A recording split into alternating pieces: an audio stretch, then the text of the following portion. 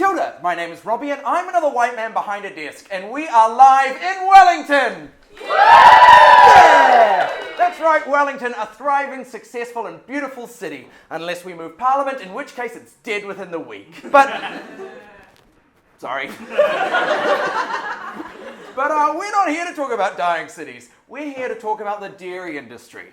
Now, I know you're probably thinking, Robbie, you must be the last person in New Zealand qualified to talk about agriculture. And you're right. The closest I've been to farming is getting in trouble with my landlord for not weeding the garden. But then when I did weed it, I got in trouble again because apparently I pulled out some of his succulents. So fuck you, Mark. Get plants that look less like weeds.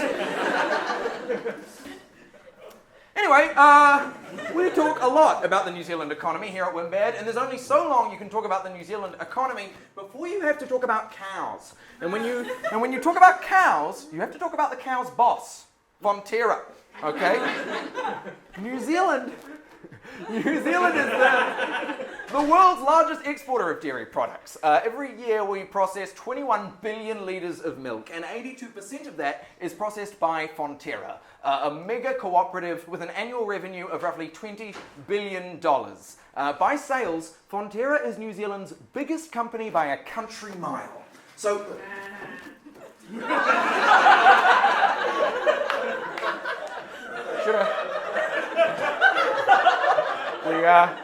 should have put in more puns. That's on me.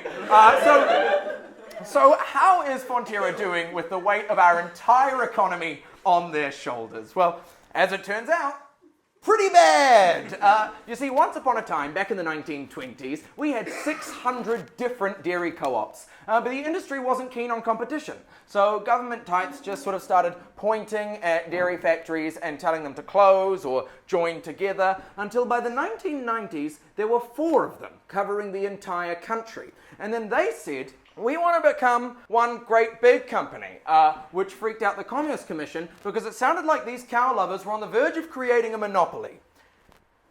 Now my co-writer Finn wanted me to say monopoly there. And yeah. And I would like to apologize to Finn because apparently that shit kills.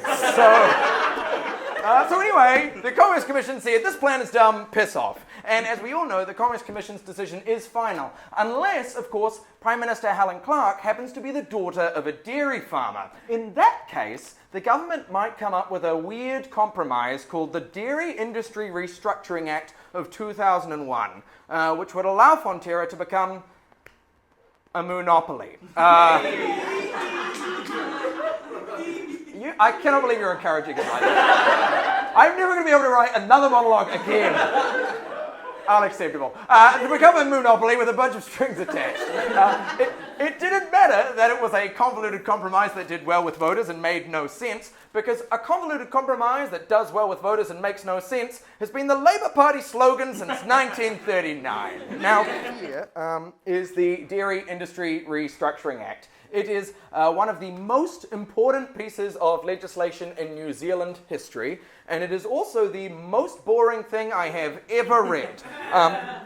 So I am going to try to sum it up as quickly as possible, and to make it up to you, at the end we're going to show you a picture of me from high school in drag as Sunshine McPhee.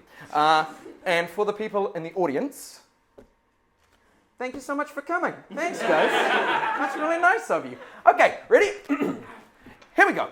According to the Act, the newly created Fonterra would have to set up a special panel to price their milk, because they were so big, they wouldn't really have to compete and bid for the farmer's milk. They also had to have an open door policy, so any farmer could join or leave at any time. No matter how remote your dairy farm was, if you wanted in on Fonterra, they legally had to come over and suck up all your milk into one of their big shiny trucks. Fonterra would also have to sell a bunch of milk to the other dairy companies to ensure that they kept their prices fair. And another crucial part of the Act was that share ownership would only be open to farmers. Now, that meant that farmers would make money both by selling milk and from their dividends from their shares, but it also meant that it would be tough to raise any funds from outside investors. And 5, 4, 3, 2, 1, drag. So how did Fonterra manage with all of those rules? Well, against all odds, it actually did really well, and everything's great. And I'm lying, it totally sucks. Fonterra in business has been like me in the bedroom. Borderline. That is not yet the joke. I'm about to go into why that's bad. Word gets around. It's like me in the bedroom. Deeply borderline incompetent and deeply afraid of trying anything new once it's found something that vaguely works. Fonterra occasionally looks like it's going to try something new, but it never actually does. They tried to invest in a Chinese infant nutrition company and then had to write off over half of that $750 million investment, presumably because they were outwitted by the Chinese infants. They even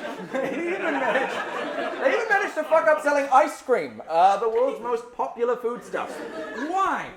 I mean, why don't they invest in literally anything? Because that would mean, as it turns out, that they would have to invest. Okay, which would mean spending money, which would mean farmers would have to take a small pay cut in the short term, and they don't want to do that. And thanks to the Dairy Industry Restructuring Act, they don't have to.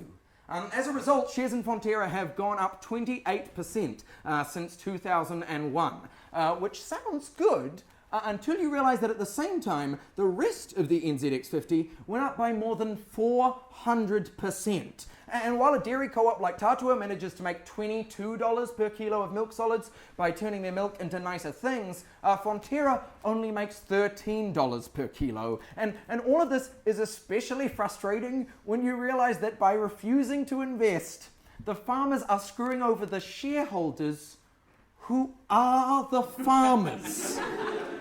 And it's not just bad for them, it's also bad for our economy, which is completely fucked as soon as developing nations decide they don't want our milk powder anymore, or once millennials decide they'd rather drink soy than the boob juice of a cow. It's also catastrophic for the environment, because we've built a system that encourages more and more cows when farmers could be making the same annual profit with half the herd. And look, this all might sound super complicated, but that's because we built it that way. The solution doesn't have to be complicated or difficult. It could be really simple. Eventually, Fonterra could just become a few normal businesses, because normal competitive businesses actually work to satisfy their customers, rather than trying to keep some farmers happy and then searching for someone who might want to buy an enormous pile of milk powder. That's right. That's how bad Fonterra is. It's become so bad that I am now pro-business. I've moved so far to the right, I probably agree with David Seymour. In fact, Wimbad fans, I have some terrible news. Eleanor, could you please roll the clip? The story was that if Parliament passed this law, got rid of all the usual competition rules for a select group of people, we could create one big monopoly and have a big global company that would play on the world stage with the big boys. That was the promise. 18 years later, all we've really achieved is using a lot of coal to boil a lot of water off a lot of milk powder. The story of DIRA and Fonterra is a classic example of how politicians tend to screw things up. A little bit like how successive governments have made education a way to give relatively... Cut it there, if you could cut it there. Yeah, okay. So we don't agree on everything. But look, you know, I might just be a city boy who loves his flat white. But I'm pretty sure we don't have to ruin the entire country for milk. Thank you, thanks. Okay, great. Okay, great. All right.